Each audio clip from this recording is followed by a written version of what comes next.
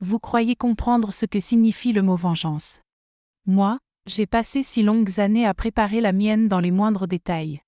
Je calculais, je patientais, je cultivais une haine qui m'a maintenue en vie alors que je n'aspirais qu'à disparaître. L'homme qui a étranglé ma fille unique n'a jamais imaginé que, dans son ventre, grandissait sa propre chute. Pendant qu'il construisait son empire, conduisait des voitures de luxe et figurait à la une des magazines, moi je berçais son fils dans mes bras. Vous savez quand on croit bien connaître quelqu'un et qu'on lui fait confiance les yeux fermés. Eh bien moi aussi, j'y ai cru. Barnabé semblait sorti d'une publicité pour dentifrice, toujours impeccable en costume et cravate. C'était la première fois que je voyais ma Constance revenir à la maison avec des étoiles dans les yeux. Mais cet homme, ce même homme, a tué ma fille. Il a étranglé ma petite avec les mains qui autrefois lui offraient des fleurs. Et le pire ? Il ignorait totalement que dans son ventre se trouvait son fils, un petit survivant destiné à rendre justice. Je m'appelle Fortuné Plancheneau. J'ai 75 ans et je vis dans un petit appartement exigu du faubourg Saint-Maurice à Lille. Mais cette histoire débute bien plus loin, à Oisier. C'est là que j'ai élevé ma fille seule, avec mes mains d'ouvrière textile et ma sueur de mère célibataire.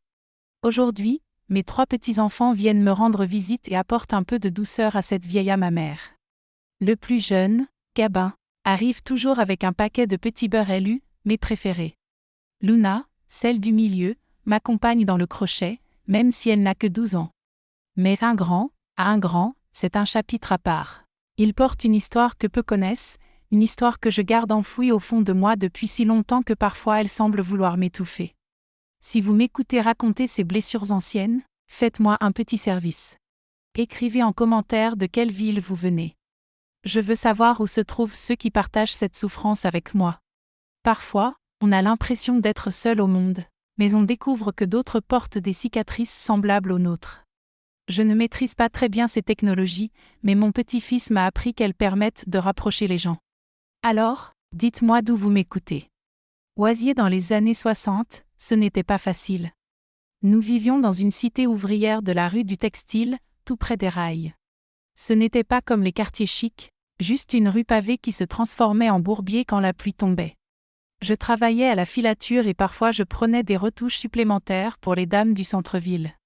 Ma petite Constance, même toute jeune, montrait déjà un talent pour le dessin. Alors que les autres enfants gribouillaient des bonshommes bâtons, elle dessinait des fleurs qui semblaient vouloir s'échapper de la feuille. Le soir, sous la faible lumière d'une lampe de chevet que j'avais reçue en cadeau d'une patronne, elle continuait à dessiner jusqu'à s'endormir, le crayon à la main. « Maman, un jour je gagnerai ma vie en dessinant de belles choses », me disait-elle avec des yeux pleins de rêves, et moi, naïve, j'y croyais. J'y croyais vraiment parce qu'une mère doit croire aux rêves de ses enfants. Constance était mon soleil, ma lune, mon tout. Son père avait disparu avant sa naissance. Il n'a jamais vu son visage. Un de ces hommes qui fuient quand la responsabilité arrive. Mais cela ne nous manquait pas. Nous formions un duo solide, elle et moi. Pendant que je cousais, elle dessinait. Pendant que je travaillais, elle étudiait. Et ainsi se déroulait notre vie, avec sueur et larmes, amour et foi. À 10 ans, Constance décrocha un petit emploi dans une imprimerie du boulevard Gambetta. Ce n'était pas très rémunéré, mais c'était le début pour montrer son talent. Je me souviens qu'elle est rentrée ce jour-là en sautillant, les yeux brillants comme des lucioles dans la nuit. « Maman, j'ai réussi. Je vais travailler pour une imprimerie. Je vais tout apprendre sur les couleurs, l'impression, l'art véritable, m'a-t-elle dit. Bien sûr, j'étais si fière que j'ai préparé un gâteau au chocolat pour fêter ça, même si le chocolat coûtait cher. C'est dans cette imprimerie qu'elle rencontra Barnabé. Il était le fils du patron, étudiant en administration dans une école privée et venait parfois superviser le travail. Au début, j'ai trouvé cela convenable. Un jeune homme instruit, issu d'une famille aisée, qui ouvrait la portière à ma fille et lui apportait des fleurs de temps en temps. Qui aurait pu lui résister ? Dans notre petit monde de Oisier, un garçon comme lui ressemblait presque à un prince de conte de fées. Constance, innocente, s'est laissée envoûter. Elle croyait tenir le jackpot. Les premières fois qu'il est venu dîner chez nous, j'ai fait des efforts particuliers. J'ai même préparé ce gratin que je réservais aux anniversaires. J'ai posé la nappe en dentelle sur la table, sorti les verres reçus en cadeau de mariage, les seuls restants après tout ce que j'avais dû vendre quand le père de Constance nous avait abandonnés. Barnabé mangeait peu mais complimentait toujours. Madame Fortunée, vous cuisinez mieux que certains restaurants, disait-il. Et moi, naïve, je me gonflais d'orgueil. Mais il y avait quelque chose dans son regard, un détail qui me serrait l'estomac. Un regard qui parcourait Constance comme si elle n'était qu'un objet à posséder. À l'époque, j'ai ignoré ce pressentiment. Aujourd'hui, je sais que j'aurais dû écouter mon instinct de mère. Peu à peu, les choses ont commencé à déraper. D'abord, il téléphonait sans cesse pour savoir où était Constance. Puis, il critiquait ses vêtements. Ce décolleté est trop osé. Cette jupe est trop courte. Ma fille a peu à peu abandonné les couleurs vives qu'elle aimait tant pour des tons sombres, fermés, sans éclat. Même ses dessins ont changé. Avant, ils étaient pleins de couleurs et de vie. Maintenant, ils étaient grisâtres, lourds, tristes. À cette époque, je travaillais sans relâche. En plus de mes heures à la filature, je prenais des retouches pour les maisons des quartiers chics. Je faisais même le ménage de temps en temps. Tout cela pour financer un cours technique de dessin industriel pour Constance. Un cours coûteux, mais capable de lui offrir un diplôme digne de ce nom. Je rentrais tard, le dos endolori, les mains abîmées, mais heureuse. Parce que je savais que je construisais un avenir meilleur pour ma fille. Pourtant, chaque soir, en la retrouvant, je voyais qu'elle s'éteignait un peu plus. Plus silencieuse, plus effacée, comme si chaque jour quelqu'un lui volait un peu de lumière. Un soir, je suis rentrée plus tôt, la patronne ayant annulé le ménage. J'ai trouvé Constance assise au bord du lit, sans un mot, des marques violacées sur le bras. « Qu'est-ce que c'est que ça, ma fille ?» ai-je demandé, paniquée. Elle a essayé de cacher ses bras et a murmuré qu'elle s'était cognée contre une porte. Mais je ne suis pas née de la dernière pluie. Je reconnais une trace de doigt quand j'en vois une. C'est Barnabé, ai-je soufflé, le sang me montant à la tête. Elle a détourné le regard, et c'était déjà une réponse suffisante. C'est fini, Constance. Tu ne le reverras plus, ai-je dit, avec cette autorité que seule une mère peut avoir. Mais elle a secoué la tête. Je ne peux pas, maman. Il a dit qu'il m'aimait, que c'était un accident. Combien de femmes ont déjà entendu ça? Combien y ont cru? Ma propre mère y croyait, quand mon père trouvait cette excuse après avoir tout brisé sous l'emprise de l'alcool. C'était un accident, disait-il. Il m'aime. Et moi, qui avais juré de ne jamais tolérer cela, je voyais ma fille tomber dans le même piège. L'histoire qui se répétait, comme une malédiction. 2 semaines plus tard, Constance m'a demandé de parler après le dîner. Elle était pâle, avec des cernes profonds, semblant avoir 10 ans de plus. « Maman » a-t-elle commencé, la voix tremblante. « Je suis enceinte. » Le monde s'est figé autour de moi. Ma petite, mon bébé, portant déjà un bébé. Et Barnabé? Ai-je demandé, le cœur serré. Elle a baissé les yeux. Il s'était mis en colère. Il a dit qu'il n'était pas prêt à être père, qu'il ne savait même pas si c'était de lui. Mon sang s'est glacé. Comment ça, il ne sait pas si c'est de lui? Tu as été avec quelqu'un d'autre, ma fille? Elle a secoué la tête, les larmes coulant sur ses joues. Seulement avec lui, maman. Seulement avec lui. Mais il ne la croyait pas. Il pensait qu'elle voulait l'arnaquer et prendre l'argent de sa famille. Cette nuit-là, je n'ai pas fermé l'œil. Je fixais le plafond, pensant à ce petit-fils ou petite-fille à venir, me demandant comment je pourrais élever un enfant de plus dans notre petit appartement, avec mon salaire d'ouvrière à peine suffisant pour payer les factures. Mais j'ai aussi pensé que c'était peut-être une chance. Peut-être que Constance comprendrait enfin et prendrait ses distances avec Barnabé. Peut-être qu'on pourrait recommencer, toutes les deux et le bébé. Le lendemain, Constance est partie travailler comme d'habitude. Elle n'avait encore rien dit à l'imprimerie, de peur de perdre son emploi. Mais Barnabé est arrivé là-bas. Une collègue m'a raconté plus tard qu'il s'était violemment disputé dans l'entrepôt. Il criait qu'elle avait tout monté, qu'elle était intéressée et manipulatrice. Elle pleurait, le suppliait de la croire. Il est parti en claquant la porte, et elle est restée là, anéantie.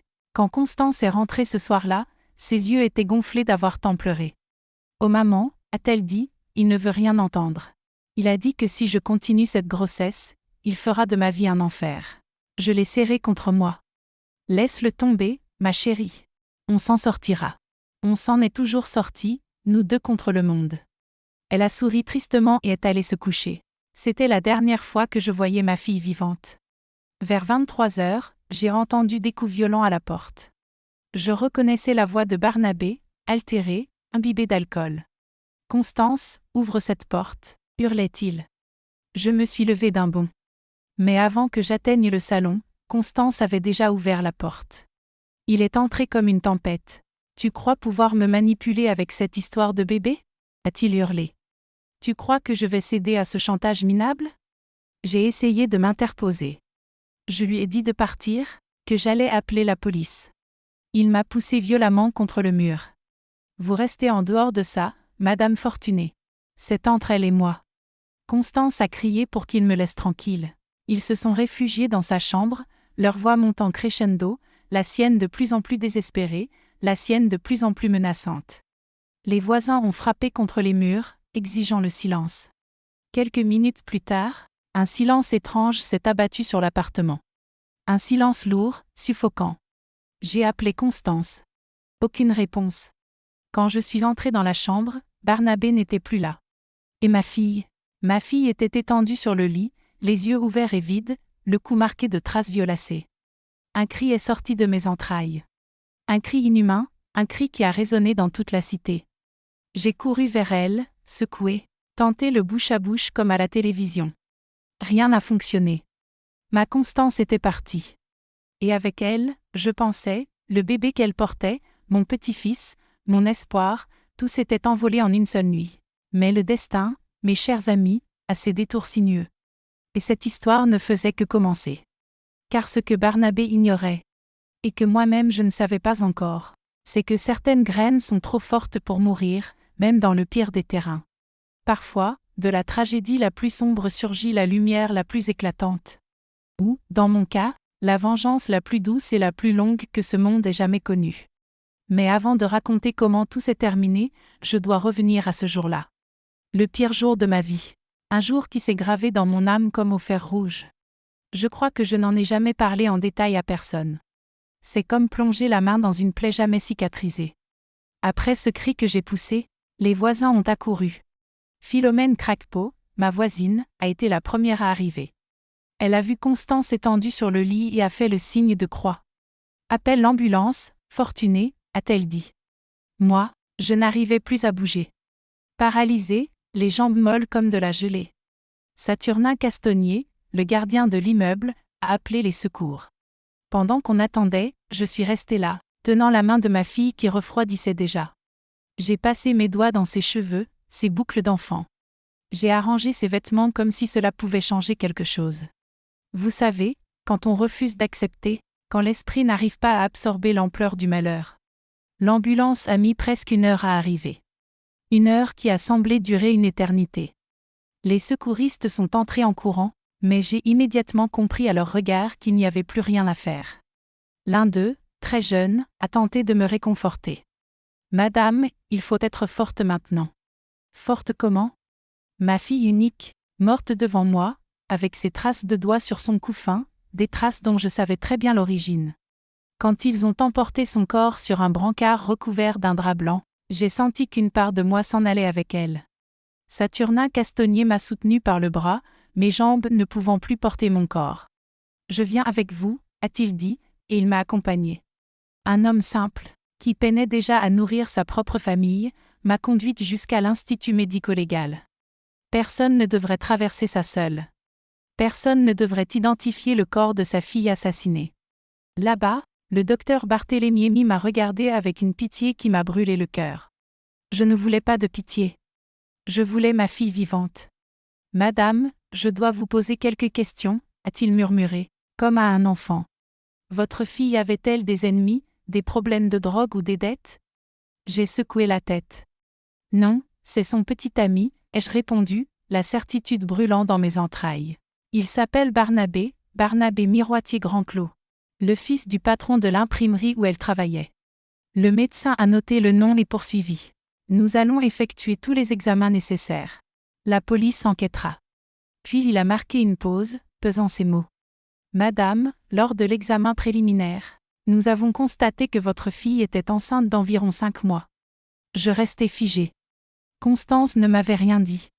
Comment avait-elle pu être si avancée sans que je le sache ? Le fœtus est-il vivant ? Ai-je murmuré. Le médecin a froncé les sourcils, surpris par ma question. Techniquement, oui. Il y a encore des battements cardiaques. Mais les chances de sauver un bébé dans ces circonstances sont très minces, surtout avec ce terme. J'ai agrippé son bras avec toute la force qui me restait. Sauvez mon petit-fils, s'il vous plaît. C'est tout ce qu'il me reste de ma fille, ai-je ajouté. Le médecin a tenté de se dégager, mal à l'aise. Madame, je comprends votre douleur, mais les chances sont faibles. Même si nous réussissons, ce serait un bébé extrêmement prématuré, avec de graves problèmes de santé. Je m'en fichais. Ce bébé, c'était mon sang, le dernier fragment de Constance dans ce monde. Je signerai tout, je ferai tout ce qu'il faudra. Mais vous devez essayer. Dès lors, tout est devenu une course contre la montre. Ils m'ont emmené à l'hôpital Saint-Aldegonde en ambulance, sirène hurlante. Une équipe de médecins attendait déjà. J'ai entendu des mots comme césarienne d'urgence, soins intensifs néonatal, chance minime. J'ai signé une pile de papiers sans vraiment les lire et je me suis assise. Sur ces chaises en plastique dur, avec l'odeur d'hôpital qui me coupait le souffle, j'ai attendu. Plus tard, une doctoresse est sortie du bloc.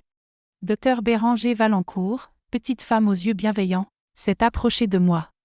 Nous avons réussi, Madame Fortuné. C'est un petit garçon. Très petit, très fragile, mais vivant. Je me suis effondrée à genoux au milieu du couloir. Un miracle au cœur de l'enfer. Madame Hélène, généreuse et tendre, me laissait emmener en gérant au travail. Vous vous occupez de mes enfants, je vous laisse vous occuper du vôtre, disait-elle. C'était un arrangement qui fonctionnait. J'adaptais mes tâches aux horaires du bébé, café avant l'aube, biberon pour Engérant, berceau, nettoyage, médicaments, puis reprise du travail. C'était dur, mais je remerciais le ciel chaque jour pour ce toit. Engérant a grandi dans cette petite chambre au fond. Premier sourire, première dent, premier mot. Mamie, disait-il, et mes yeux se remplissaient de larmes. Quand il a commencé à ramper, Madame Hélène le laissait jouer avec ses enfants dans le salon. Des jouets chers, des jeux vidéo, des choses que je n'aurais jamais pu offrir, mais Engérant s'en moquait. C'était un enfant heureux. Dès que je le pouvais, je reprenais les retouches. J'avais acheté une machine d'occasion et je travaillais le soir après qu'Engérant se soit endormi. Je retouchais des vêtements, faisais des rideaux, des nappes brodées. Chaque sou allait dans une boîte à chaussures sous mon lit. De l'argent pour l'avenir d'Engérant, pour ses frais médicaux liés à sa prématurité, et, même si je ne l'avouais pas encore, pour un jour, faire justice. Quand Engérant a eu 4 ans, j'ai commencé à remarquer. Il avait les mêmes boucles que Constance. La même façon de froncer les sourcils quand il se concentrait. Le même sourire en coin quand il faisait des bêtises. Mais c'est à 7 ans que la frayeur est vraiment venue. Je préparais ses affaires pour l'école. Les Labrousse-Chavernac payaient une petite école privée avec une bourse partielle. Quand j'ai regardé Engérant, j'ai vu ma fille dans ses yeux. Ce n'était pas seulement ressemblant. C'était identique. Comme si Constance était revenue, mais en version garçon. Je me suis assise sur le lit, tremblante. Engérant a senti que quelque chose n'allait pas. Il est venu avec cette petite mine inquiète. « Qu'est-ce qu'il y a, mamie? Tu es malade ?» Je l'ai serré fort contre moi, peur qu'il disparaisse comme sa mère. « Rien, mon chéri, juste fatigué », ai-je murmuré. Cette nuit-là, j'ai pleuré des heures en silence. Je ne voulais pas réveiller le petit. Cette ressemblance, c'était un cadeau et une malédiction. Un rappel quotidien de ce que j'avais perdu et de ce que j'avais juré de faire. À cette époque, j'ai décidé de lui dire une partie de la vérité. Pas tout, bien sûr. Il n'était qu'un enfant. Mais il commençait à poser des questions. Pourquoi n'avait-il pas de papa? Pourquoi sa maman n'était pas avec nous? Pourquoi certains copains avaient des familles différentes de la nôtre? J'ai choisi un dimanche pour lui parler. Je l'ai emmené au parc de la Citadelle. On a acheté des esquimaux et on s'est assis sur un banc. Engérant, tu sais que ta maman, ma fille Constance, est au ciel, hein? Il a hoché la tête, il avait déjà entendu ça. Ce que je ne t'ai jamais raconté, c'est comment elle est partie. J'ai respiré profondément. Comment expliquer un féminicide à un enfant de 7 ans? Ta maman a été très maltraitée par une personne mauvaise. À cause de cette blessure, elle n'a pas pu rester avec nous. Mais toi, tu étais dans son ventre tout petit, et les médecins ont réussi à te sauver. Ses yeux, immenses et sombres comme ceux de Constance, me fixaient, essayant de comprendre. Qui l'a blessée, mamie? La question que je redoutais. Un homme qui disait qu'il l'aimait, mais qui ne l'aimait pas vraiment. Parce que quand on aime, on ne fait pas de mal. Il est resté silencieux, jouant avec le bâtonnet de l'esquimau. Cet homme, c'est mon papa? J'ai avalé ma salive. Oui, mais il ne mérite pas d'être appelé papa. Un papa protège, s'occupe, aime. Lui n'a rien fait de tout ça. Où est-il maintenant? Loin d'ici, ai-je répondu. Et c'est mieux comme ça? J'ai menti, ce n'était pas mieux. Le mieux aurait été qu'il paie pour ce qu'il avait fait. Enguerrand a réfléchi, puis a dit quelque chose qui m'a glacé le sang. Un jour, quand je serai grand, je vais le trouver. Je vais lui demander pourquoi il a fait du mal à ma maman. À cet instant, j'ai compris. Mon petit-fils avait hérité non seulement du visage de Constance, mais aussi de sa détermination. J'ai su qu'il ferait peut-être un jour partie du règlement de compte que j'attendais tant. La vie a suivi son cours. Enguerrand a grandi et étudié. Ce garçon était trop intelligent. Il avait les meilleures notes de l'école. À 7 ans, il a obtenu une bourse complète dans un meilleur collège. Les Labrousse-Chavernac l'aidaient pour l'uniforme et les fournitures. Je continuais mes retouches, économisant centime par centime. C'est lors d'une de ces retouches que le destin a pris un tournant. Je faisais un ourlet sur la robe d'une amie de Madame Hélène, Marthe. Elle bavardait sans cesse. Puis j'ai entendu un nom qui m'a glacé le sang, Barnabé Miroitier, Grand Clos. Mon cœur s'est figé. Barnabé, celui qui avait tué ma fille et détruit nos vies. Il avait prospéré. La petite imprimerie de son père était devenue un réseau de luxe en Champagne-Ardenne. Il s'était marié avec une mondaine, avait 2 enfants parfaits, et fréquentait les meilleurs événements. Pendant ce temps, ma fille pourrissait 6 pieds sous terre et Enguerrand grandissait dans une chambre de bonne. L'injustice me rongeait comme de l'acide. Mais une flamme de vengeance, presque éteinte, s'est rallumée. J'ai commencé ma collecte de preuves cette même semaine. Je demandais à Marthe de me prêter des magazines d'affaires. Je découpais toute mention de Barnabé et gardais tout dans un classeur. Avec Internet, j'allais au cybercafé, j'imprimais des nouvelles, des photos, tout ce qui concernait lui et son imprimerie. Mais ça ne suffisait pas. J'avais besoin de preuves concrètes qu'il avait tué ma fille. Je suis retournée à Oisier un dimanche.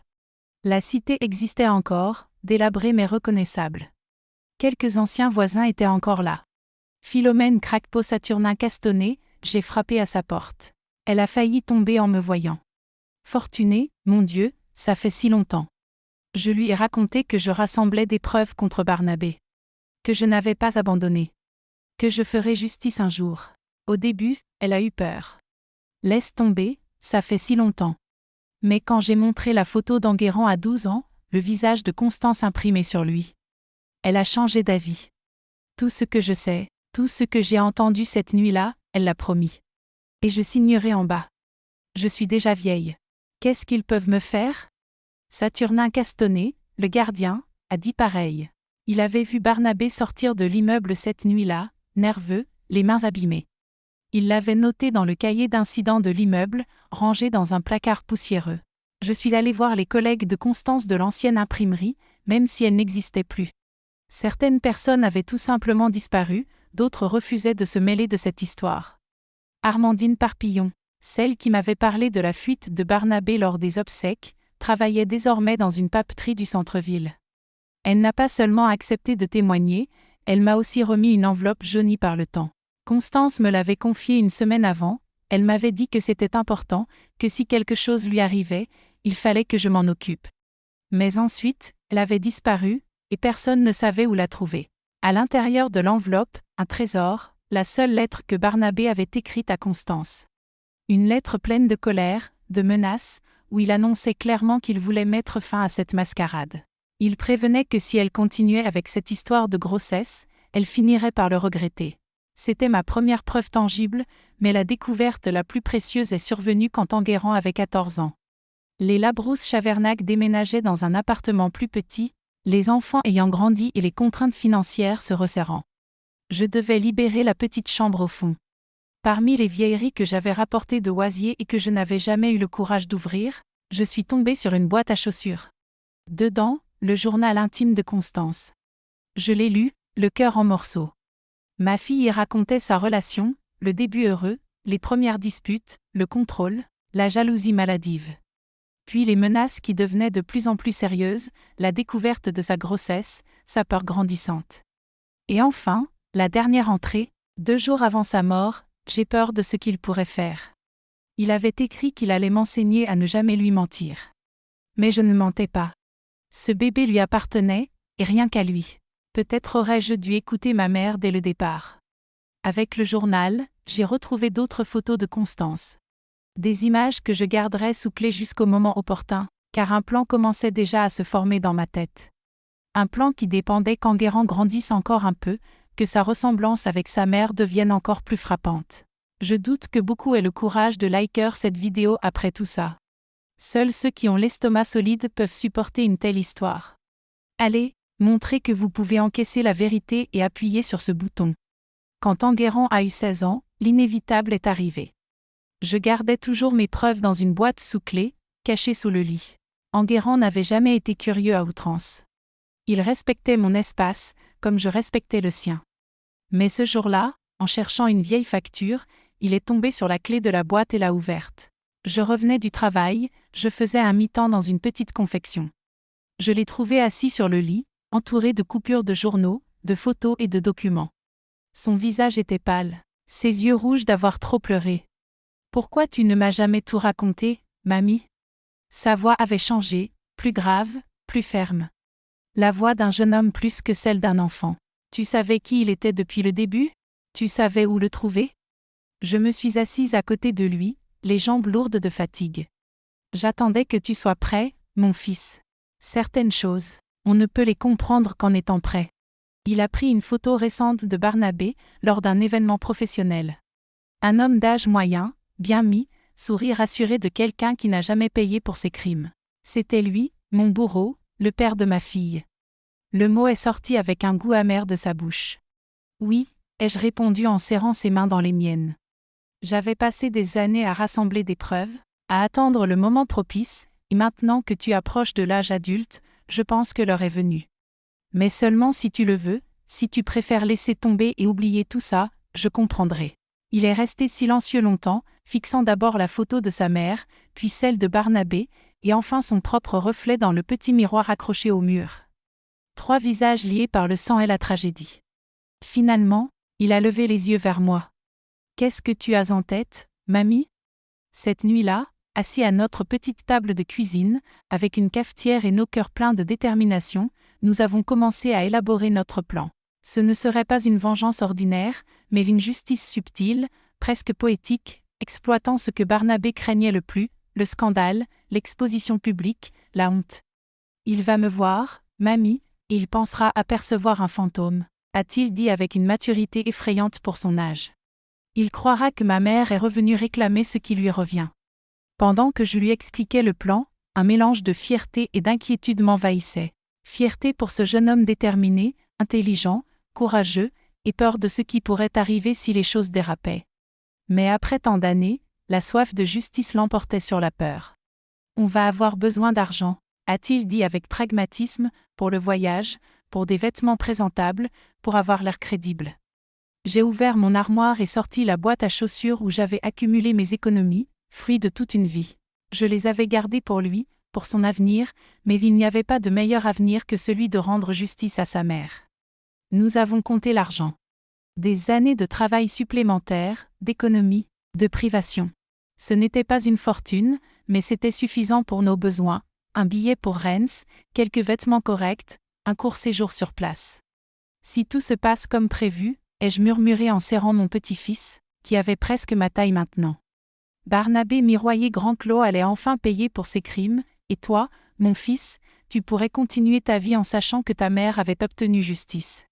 Ce que nous ignorions ce soir-là, en planifiant chaque détail, c'est le prix que cette vengeance allait nous faire payer et la manière dont elle allait bouleverser nos vies à jamais. Les 2 années suivantes ont filé à toute vitesse. Enguerrand a terminé le lycée avec les félicitations. Il a obtenu une bourse complète pour étudier le droit dans une université réputée de Lille. Quand ils ont découvert son potentiel, ils n'ont pas pu refuser sa candidature. C'était un garçon intelligent, studieux, concentré comme je n'en avais jamais vu. Et il avait un objectif plus grand qui le motivait chaque jour. J'avais repris mon travail de couture, cette fois dans un atelier plus spacieux du centre-ville. La petite chambre au fond chez les Labrousse-Chavernac appartenait désormais au passé. Nous vivions dans un modeste appartement du faubourg de Voisem, simple mais à nous, acquis grâce à mes économies et un petit crédit qu'Enguerrand m'avait aidé à obtenir. 2 chambres étroites, un salon avec cuisine ouverte et une salle de bain. C'était du luxe pour quelqu'un qui avait passé tant de temps à dépendre de la générosité des autres. Le jour des 18 ans d'Enguerrand, il n'a voulu ni fête ni invité, juste un dîner en tête-à-tête. J'ai préparé le gratin qu'il adorait. J'ai acheté une petite bouteille de vin bon marché pour trinquer. Après le repas, il a posé son assiette et m'a regardé avec un sérieux qui m'a glacé le sang. « Mamie, c'est le moment », a-t-il dit. J'ai réussi à obtenir un entretien de stage chez Miroitier Grand Clos Communication le mois prochain. Il avait déjà acheté les billets de train hier. J'ai avalé de travers. Nous avions imaginé ce moment 1000 fois, mais maintenant qu'il se matérialisait, une vague de peur m'envahissait. « Tu es sûr de toi, mon fils ?» ai-je murmuré. « Il n'y a pas de retour possible une fois que ça commence. » Il a pris ma main par-dessus la table et l'a serrée avec force. « J'en suis sûr. Pour toi, pour ma mère, pour moi, » ai-je entendu sa voix ferme. Cette nuit-là, nous avons passé en revue le plan pour la 1000e fois. Enguerrand se présenterait comme étudiant en droit, cherchant un stage dans le département juridique de l'imprimerie, en utilisant son vrai nom. Après tout, Miroitier n'était pas son nom de famille, cela ne réveillerait aucun soupçon. Il aurait un entretien privé avec Barnabé, enregistrerait tout en secret, le confronterait aux preuves et tenterait d'extorquer une confession. Si tout se déroulait comme prévu, il contacterait ensuite l'avocat et le détective privé que nous avions engagés grâce aux économies accumulées pendant des années. J'ai préparé sa valise comme pour le départ à la guerre, et c'était un peu le cas. J'y ai mis le costume neuf acheté en solde, les chemises soigneusement repassées, et la cravate bleu marine choisie pour inspirer sérieux et crédibilité. Enfin, je lui ai remis une enveloppe contenant toutes les preuves, la copie de la lettre de Barnabé, le journal de Constance, les témoignages signés d'Armandine et du gardien, vieilles photos et coupures de journaux. « N'oublie rien, lui ai-je dit en glissant entre ses mains une petite photo de Constance prise quelques mois avant sa mort. C'était la photo où elle était la plus belle, celle qui ressemblait le plus à Enguerrand. Rien qu'en la voyant, Barnabé serait déjà frappé, et cette image lui ferait comprendre toute l'ampleur de la situation. À la gare, je me suis forcée à retenir mes larmes. Enguerrand affichait un sérieux impressionnant, concentré comme un soldat prêt à partir au front. Je l'ai serré contre moi une dernière fois. « Fais attention, mon fils.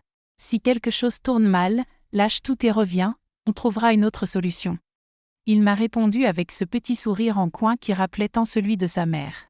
« Tout ira bien, mamie. Fais-moi confiance. » J'ai regardé le train disparaître, une boule dans la poitrine. 4 heures de voyage jusqu'à Reims. 4 heures pour prier, pour m'inquiéter, pour revivre chaque instant qui nous avait menés là. Enguerrand s'est installé dans une pension modeste en plein centre de Reims, comme prévu. Le lendemain, tiré à 4 épingles dans son costume neuf, cheveux soigneusement coiffés, il s'est rendu à l'entretien chez Miroitier Grand Clos. L'immeuble imposant, tout en verre, dans le quartier d'affaires chic, l'a frappé dès l'entrée. Il m'a raconté plus tard combien il avait été impressionné par la grandeur des lieux, le luxe et les portraits de Barnabé au mur, recevant des récompenses et serrant la main de personnes influentes. La secrétaire l'a conduit dans la salle d'attente. Elle lui a offert un café, un peu d'eau, le traitant avec attention et le jugeant prometteur. Après une demi-heure, la porte s'est ouverte. Lui était là. Barnabé Miroitier Grand Clos, quelques années de plus, mais toujours identifiable. Les tempes grisonnantes, le ventre rond d'un homme mûr qui a bien vécu, costume coûteux impeccable. Au moment où il a croisé Enguerrand, il s'est figé dans l'embrasure, comme frappé par une gifle invisible. Son visage s'est vidé de couleur, les yeux écarquillés, la bouche s'ouvrant et se refermant sans bruit. Pour un instant, Enguerrand a cru qu'il allait s'évanouir sur place. « Monsieur Miroitier, tout va bien ?» demanda la secrétaire, troublée par la réaction de son patron.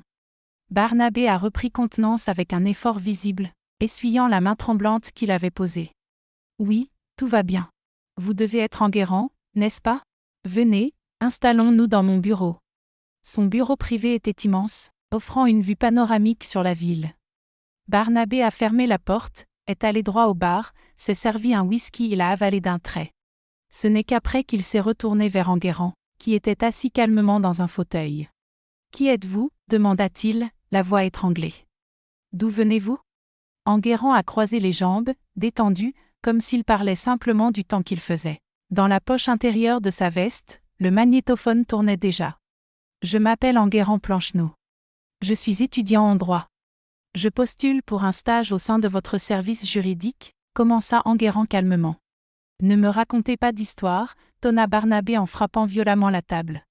Vous êtes identiques. Ce n'est pas possible, ce ne peut être qu'une coïncidence. Identique à qui ? Demanda Enguerrand en inclinant légèrement la tête, feignant l'innocence. On se connaît d'où ? Vous me rappelez quelqu'un que j'ai connu il y a des années, murmura Barnabé en faisant les 100 pas. Il passait la main dans ses cheveux, décoiffant sa mise en plis soigneuse, le front plissé par l'incrédulité. C'est impossible. Trop de coïncidences. Alors Enguerrand sortit lentement la photo de Constance de sa poche et la posa sur le bureau. Ce serait, cette personne, par hasard ? Le visage de Barnabé se décolora encore davantage. Il prit la photo avec des doigts tremblants. Où avez-vous eu ça ? Qui vous a envoyé ici ? Sa voix oscillait entre panique et rage. Enguerrand se leva doucement, le fixant droit dans les yeux. Personne ne m'a envoyé. Je suis venu de mon propre chef. Cette femme sur la photo, c'est Constance Plancheneau. Ma mère. Il laissa ses mots s'enfoncer. La femme que vous avez étranglée à Osier. Barnabé recula, titubant comme frappé par un coup de poing invisible. Non, ce n'est pas possible. Elle n'avait pas d'enfant. Elle mentait sur sa grossesse. C'était du chantage. Ce n'était pas un mensonge, coupa Enguerrand. Elle était enceinte de 5 mois quand vous l'avez tuée. Les médecins ont réussi à pratiquer une césarienne d'urgence. J'ai survécu contre toute attente. J'ai survécu. Barnabé s'effondra dans son fauteuil, ses jambes refusant de le porter. C'est de la folie. Vous ne pouvez rien prouver. Tout cela date d'il y a presque 20 ans. Enguerrand ouvrit son dossier et étala méthodiquement chaque document sur le bureau. Une lettre de Barnabé menaçant sa mère si elle insistait sur sa grossesse. Le journal intime de Constance relatant les violences, les témoins ayant entendu la dispute cette nuit-là et l'ayant vu sortir de l'immeuble. Le registre du gardien. Tout avait été conservé pendant 18 ans, attendant ce moment précis. Barnabé regardait les preuves, paniqué, essayant de les repousser comme s'il pouvait effacer le passé. Qu'est-ce que vous voulez ? De l'argent, n'est-ce pas ? Combien ? Enguerrand rit froidement, un rire dépourvu de tout amusement. Je ne veux pas de ton argent sale. Je veux la justice. Je veux que tu reconnaisses ce que tu as fait et que tu en paies le prix. Le visage de Barnabé changea soudain. Le désespoir laissa place à une colère glaciale, contrôlée. Il se leva, ajusta son costume, tentant de reprendre la maîtrise de la situation. Écoutez-moi bien, petit, vous ne savez pas à qui vous vous attaquez. J'ai des contacts influents dans cette ville, dans la police, dans la magistrature, lança Barnabé d'un ton menaçant. Un simple mot de ma part et vous disparaissez. Enguerrand ne recula pas d'un millimètre. J'ai réfléchi un instant. C'est pour cela que je ne suis pas venu seul, répondit-il calmement. Quoi ? Demanda Barnabé, surpris. Pendant que nous parlons, un détective privé et un avocat pénaliste attendent en bas, dans la voiture. Si je ne sors pas d'ici dans 30 minutes, ils transmettront directement à la police judiciaire des copies de toutes vos preuves. C'était un bluff. Le détective et l'avocat étaient réellement là, mais ils n'agiraient que sur mon signal. Il fallait obtenir quelque chose de plus concret, un aveu. Pourquoi lui avez-vous fait ça ? Demanda Enguerrand d'une voix la plus posée possible. Elle vous aimait. Elle portait votre enfant. Pourquoi ? Un silence pesant. Puis quelque chose se fissura chez Barnabé. Peut-être le choc de revoir le visage de Constance après tant d'années. Peut-être le poids de ce secret trop longtemps gardé. Je ne voulais pas, murmura-t-il à voix basse. Je n'avais pas prévu. C'était un accident. Elle ne cessait de parler de cette maudite grossesse. Mon père m'aurait déshérité si j'avais osé un scandale à Osier. Je voulais juste lui faire peur, la terroriser. Alors vous l'avez étranglée, reprit Enguerrand calmement. J'ai perdu la tête, balbutia Barnabé. Elle disait qu'elle allait tout raconter, qu'elle viendrait à l'entreprise, qu'elle parlerait à ma famille. Quand j'ai compris, elle ne respirait plus. Il cacha son visage dans ses mains, comme accablé. J'ai fui. Mon père a tout arrangé. Il m'a envoyé à Reims, payé la police pour classer l'affaire. Enguerrand sentit une nausée remonter. C'était l'aveu qu'il avait tant espéré entendre. L'assassin de sa mère venait de reconnaître son crime, ignorant que chaque mot était enregistré. « Et vous avez continué votre vie comme si de rien n'était » demanda-t-il avec amertume. « Vous avez bâti votre empire. Vous vous êtes marié, avez eu des enfants, pendant que ma grand-mère luttait seule pour m'élever. » Barnabé se raidit soudain, alerté.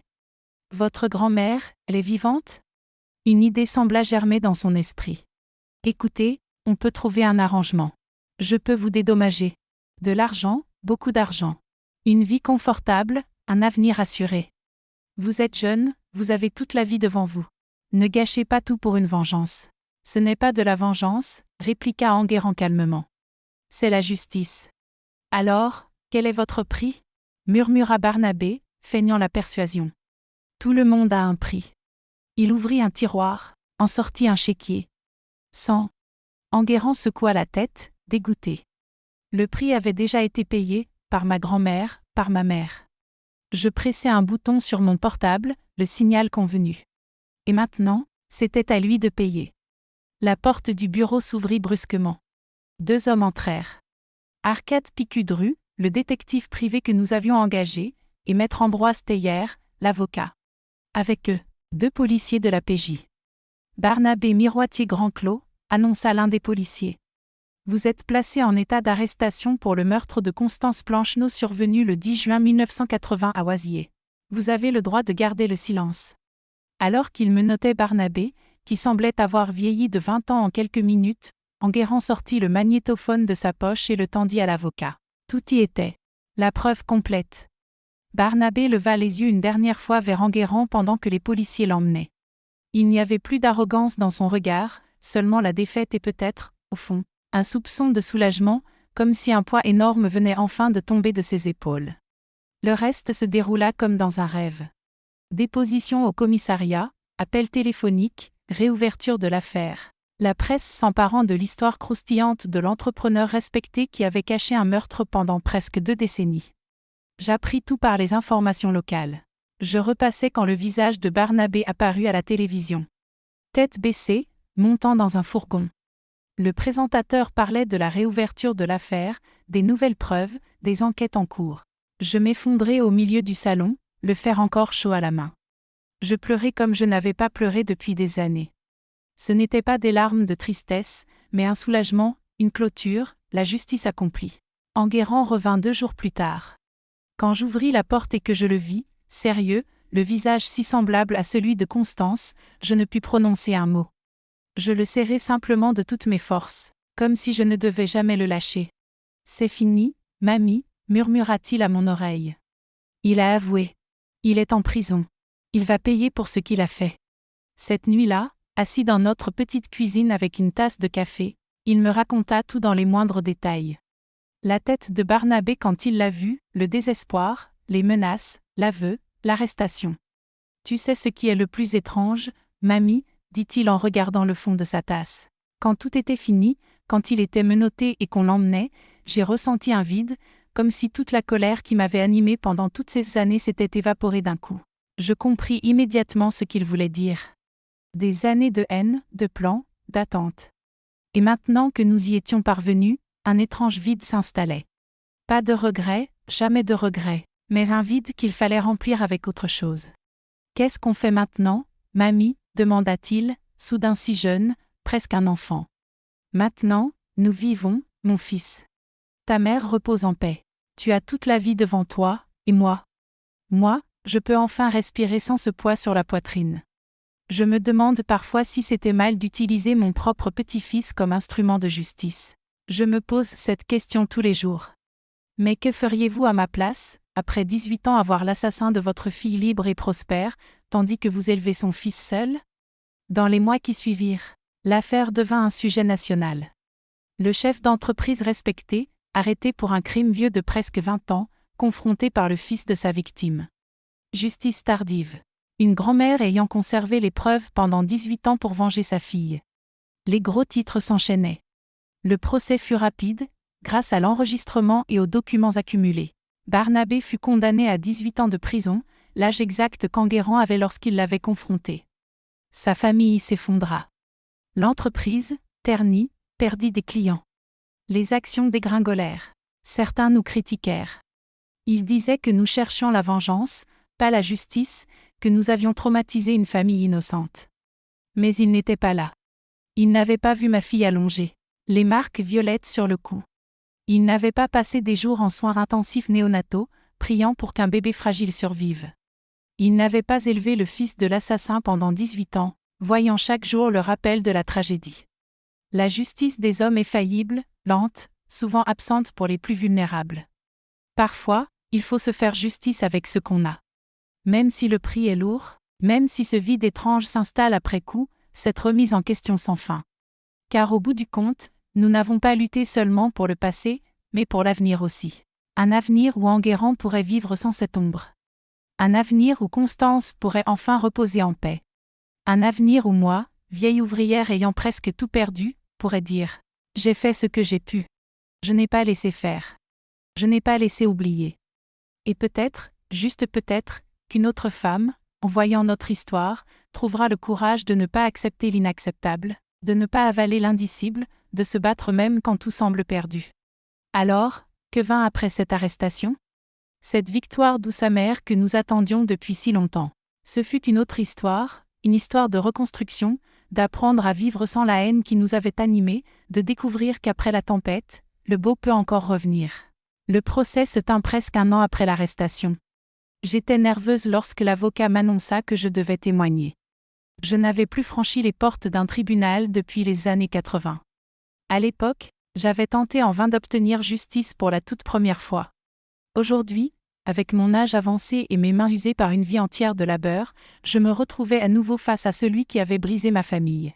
Barnabé paraissait méconnaissable, silhouette défraîchie sur le banc des accusés. Fini le patron charismatique qui faisait la couverture des magazines économiques. Le costume de luxe avait cédé la place à la tenue réglementaire de prisonnier. Ses cheveux autrefois soigneusement taillés retombaient en mèches indisciplinées, striés de blanc bien plus qu'autrefois. Mais ce furent surtout ses yeux qui me frappèrent, vides, comme s'il avait déjà accepté sa défaite avant même que la sentence ne tombe. Quand mon nom résonna pour que je vienne témoigner, mes jambes tremblaient si fort que je crus ne jamais réussir à rejoindre la barre. Enguerrand me serra la main avant que je me lève. Du courage, grand-mère, on touche au but. J'ai inspiré profondément, puis je me suis avancée. J'ai juré de dire la vérité, toute la vérité, rien que la vérité. Alors j'ai tout livré. Constance vivante. Constance morte. L'enfant sauvé par miracle. Les 18 années d'attente. Ma voix ne s'est même pas brisée. C'était comme si Constance elle-même parlait à travers moi. L'avocat de la défense tenta de me fragiliser. Il laissa entendre que j'avais orchestré toute cette histoire. Que j'avais manipulé mon petit-fils pour nourrir une vengeance qui aurait dû rester dans l'ombre. Il demanda pourquoi j'avais patienté si longtemps, si ce n'était pas davantage par rancune que par soif de justice. Je l'ai fixé droit dans les yeux et j'ai répondu. J'ai attendu pour que l'enfant ait le temps de grandir, pour qu'il comprenne lui-même ce qui était arrivé à sa mère, pour qu'il puisse choisir d'y prendre part ou non. La justice n'expire pas, maître. Je n'oublierai jamais le visage du juge quand le jury a rendu sa décision. C'était un homme âgé, sérieux, qui paraissait avoir tout vu de la vie. Et pourtant, même lui fut ébranlé par cette histoire. Coupable. Peine maximale. 18 années de prison. Une pour chacune des années pendant lesquelles nous avions attendu. Quand le marteau s'est abattu, j'ai fermé les yeux. Le visage de Constance est apparu dans mon esprit. Ce sourire qu'elle avait enfant, après une bêtise. J'ai presque entendu sa voix me souffler. On a réussi maman, on a enfin réussi. En quittant la salle d'audience, une nuée de journalistes nous attendait. L'affaire était devenue un sujet national. Tous voulaient interroger la grand-mère obstinée et le petit-fils qui avait osé affronter son propre père. Enguerrand m'a tenu à l'abri de toute cette pression, son bras posé autour de mes épaules alors qu'on se frayait un passage jusqu'à la voiture. Il répétait sans cesse « C'est fini mamie ». Il disait qu'il fallait désormais avancer. Mais avancer vers quoi, quand ce combat avait été notre moteur pendant tant d'années? C'était ce qui nous tirait du lit chaque matin, et maintenant qu'il n'y avait plus de bataille, il ne restait qu'un vide pesant, un silence que rien ne semblait combler. Dans les mois qui ont suivi, j'ai senti Enguerrand changer, plus fermé, plus pensif. Un soir, il est rentré de l'université et s'est installé en face de moi dans la cuisine. « Mamie, parfois je me demande si on a agi comme il fallait » m'a-t-il dit. J'ai levé les yeux de mon crochet que j'étais en train de travailler. Comment ça, mon fils? Pas pour avoir rétabli la vérité sur maman, s'est-il empressé d'ajouter. Ça, je sais que c'était juste. Mais la manière, ce stratagème, l'avoir poussé à avouer ainsi, je ne sais pas. Il a baissé la tête, l'air écorché, et a murmuré qu'il se sentait parfois sali. J'ai reposé mon crochet et j'ai serré ses mains dans les miennes. Ses mains encore jeunes, solides, toutes pleines d'avenir. Enguerrand, on a fait ce qu'il fallait. Le système nous avait trahis une fois, on ne pouvait pas risquer qu'il recommence. Mais je comprends ton malaise. C'est normal.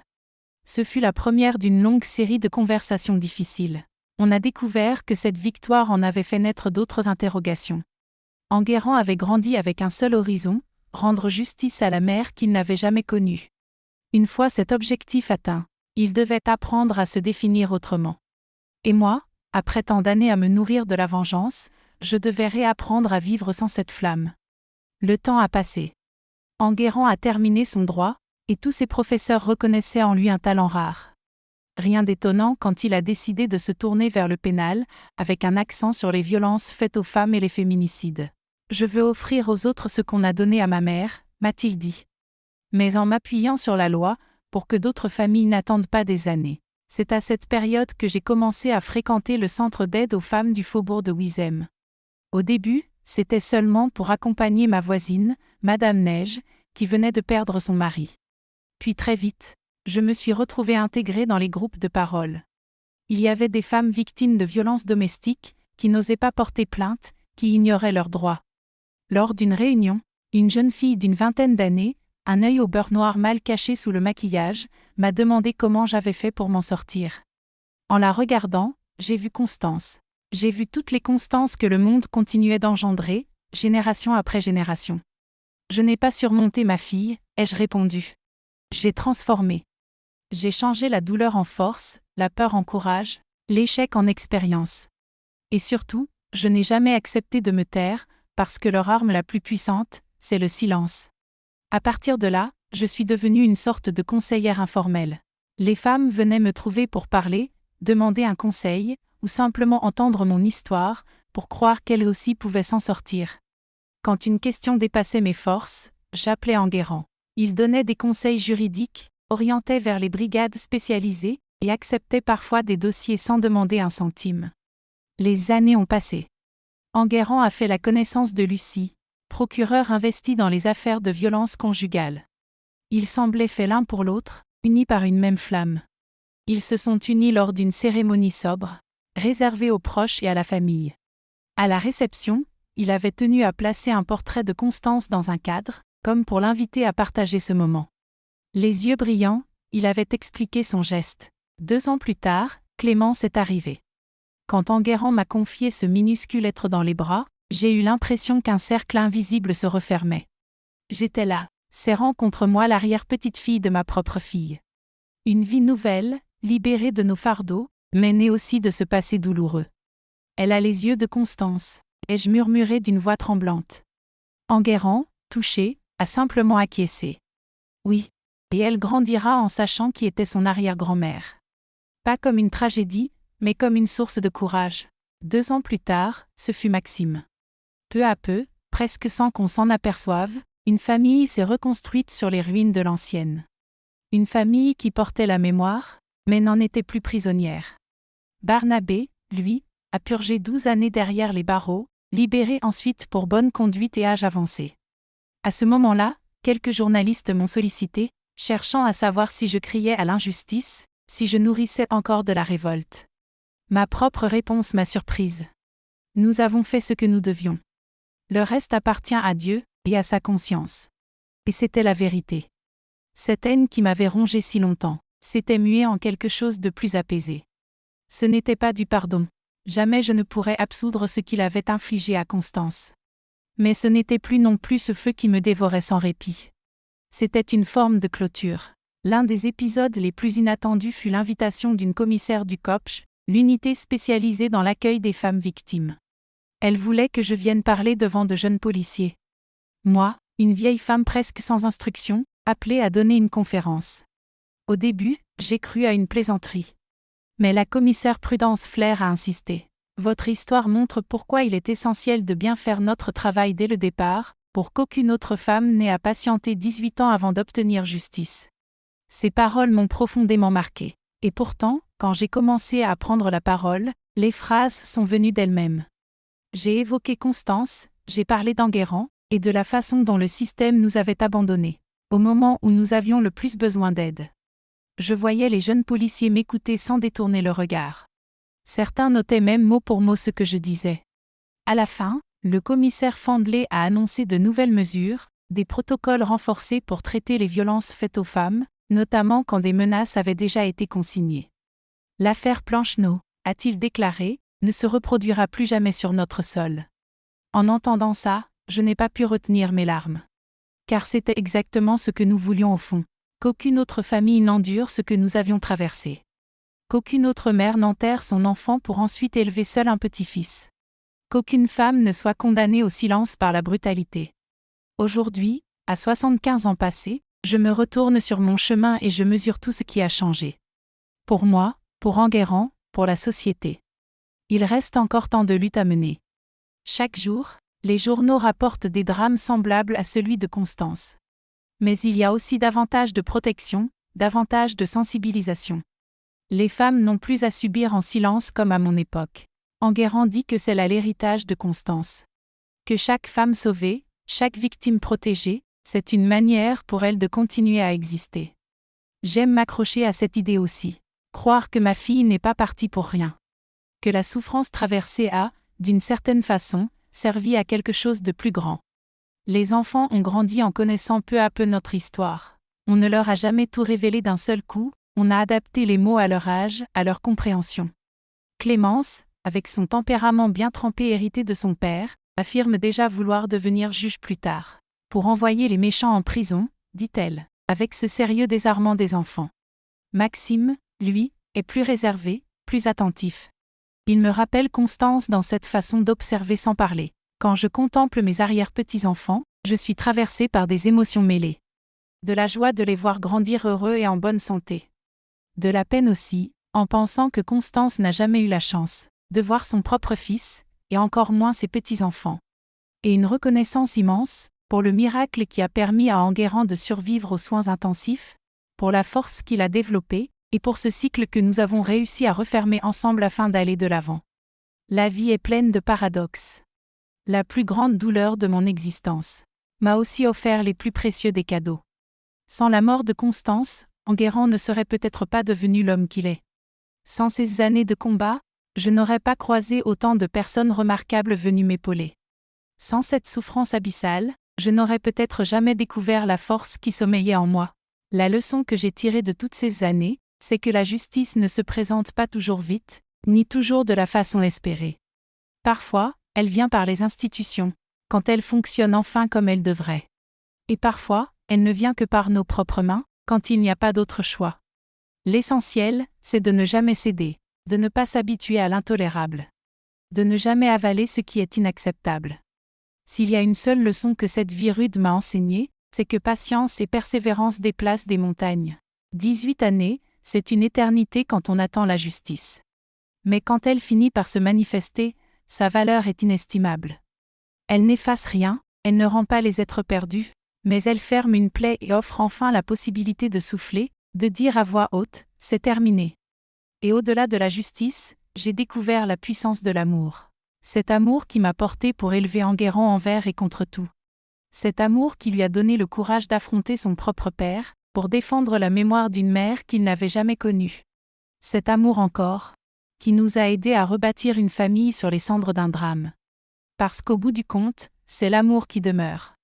Quand la colère s'éteint, quand la vengeance est assouvie, quand le verdict est tombé, il ne reste que lui. Mes chers amis, je suis Fortuné Plancheneau, et voilà le récit de mon existence. Si vous voulez découvrir l'histoire d'autres femmes comme moi, qui ont porté sur leurs épaules des fardeaux que beaucoup auraient crus insupportables, abonnez-vous à la chaîne Sagesse de Mamie. Car nos voix ne doivent pas s'éteindre avec nous.